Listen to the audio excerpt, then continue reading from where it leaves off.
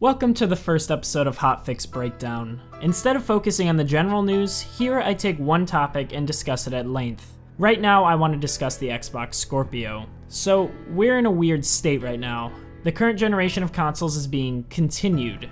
The PS4 Pro and the Xbox One S are not necessarily next-gen, but rather a continuation of the current consoles. This is odd for a home console, but not unheard of in the gaming industry. Both the 3DS and the regular DS have slightly more powerful versions in the form of the new 3DS and the DSi respectively. One could also argue the Wii U was an upgrade of the Wii. A new player has entered the battle, however, in the form of the Xbox Scorpio. Microsoft is calling the Xbox Scorpio a premium version of the current Xbox one that can supposedly run 4K 60 frames. I disagree with that sentiment. Microsoft is making a mistake by saying the Xbox Scorpio is just a premium version of the Xbox One instead of calling it what it really is, a next-gen console. What was the difference between the Xbox 360 and the Xbox One? It was, at its core, a leap in power, as was the leap from the Xbox to the Xbox 360, as was the PS2 to the PS3, and so on. These iterations brought innovations such as the power of online play, but when you break it down, these are the same boxes, just with stronger parts. By dismissing the next-gen moniker, Microsoft is nullifying the Scorpio's biggest advantage, the system's power. Even associating it with the Xbox One name alone is a mistake.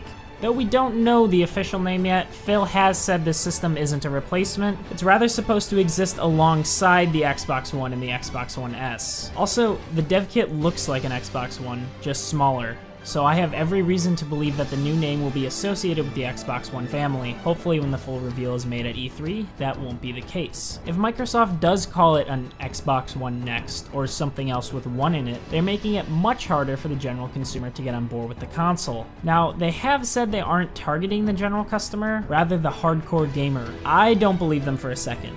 They didn't invest this much into a powerful console so that only a small percentage of their user base will take advantage of it. If you were targeting people who knew what they were talking about, you wouldn't use the tagline, the most powerful console ever. That just reeks of buzzword. No shit. Why would you release a console that's less powerful than your previous one? Unless you're Nintendo, but they exist in their own plane of the universe. Also, this hardware is pointless if you don't eventually take full advantage of it. Sooner rather than later, Microsoft will need to come out with games that aren't held back by this previous hardware, or come out with another console before the power of the Scorpio is fully realized. Microsoft is trying to hide the fact by saying that every future game will be compatible with both the Scorpio and previous Xbox One systems. This is how the start of the current generation went.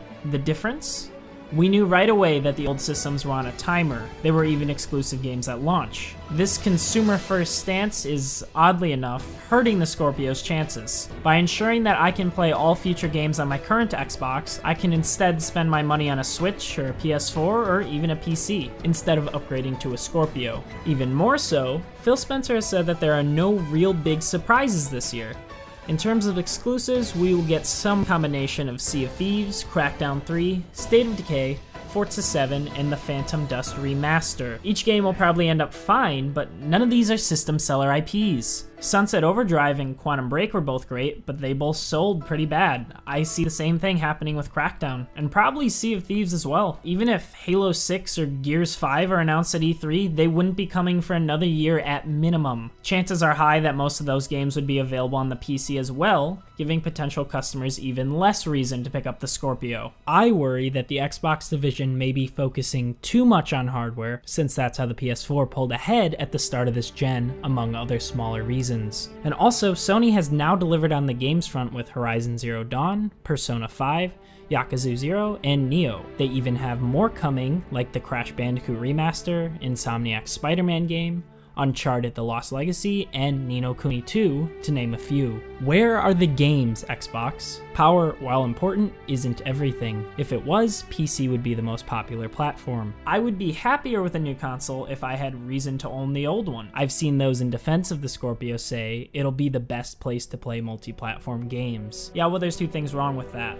One, it simply isn't. PC is actually the best place to play multi-platform. And two, It will be the best console for multi-platform games, but you won't be saying that if this thing turns out to be upwards of $500 like it's expected to be. Why spend an extra $500 to play games you can play right now on your current platform? Also, keep in mind that to take full advantage of a PS4 Pro or the Xbox Scorpio, you will need a 4K TV, which is an additional fee. I think $400 would be a good price point, and that power will convince a new gamer to pick up the Scorpio over a PS4 Pro. Even with the $50 price drop, the Pro is likely to get this holiday season, as long as there are games. As far as getting PlayStation players to jump over to the Scorpio, that is much less likely. They already have their friends in the games they play. They aren't going to pick up the Scorpio for multi-platforms. These gamers will be easier convinced if the Scorpio is an exclusive machine. Take me, for example. I only have an Xbox One and a PC. Most of my friends game on Xbox. Due to all of the games that came out on the PS4 this year, I'm grabbing one without question, but I'm going to keep getting my multi-platforms on my Xbox. I am in the minority, however, with most people being in the opposite situation, and even I'm still unlikely to get a Scorpio. When discussing this with my roommate, he brought up an interesting point. He suggested that Microsoft may introduce a peripheral to push the Scorpio.